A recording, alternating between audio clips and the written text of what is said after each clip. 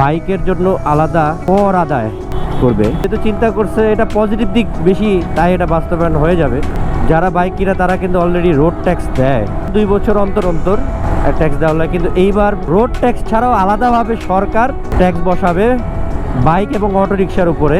110 সিসির নিচে যে বাইকগুলো আছে তাদের জন্য কোনো ভ্যাট ট্যাক্স দেওয়া লাগবে না।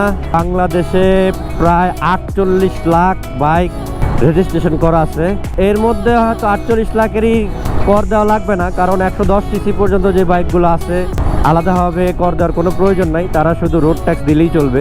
110 সিসির উপর থেকে সরকার কিছু শ্রেণী বিভাগ করবে।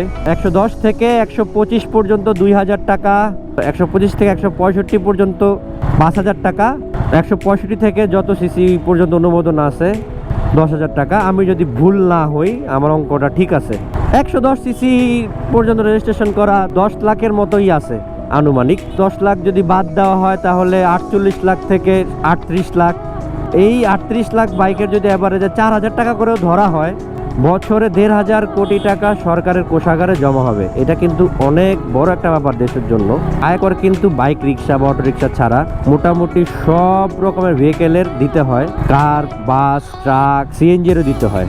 মোটর চালিত যানবাহনের মধ্যে শুধুমাত্র বাইকেরই আয়কর দিতে হইতো না, সামনে ভবিষ্যতে দেওয়া লাগবে।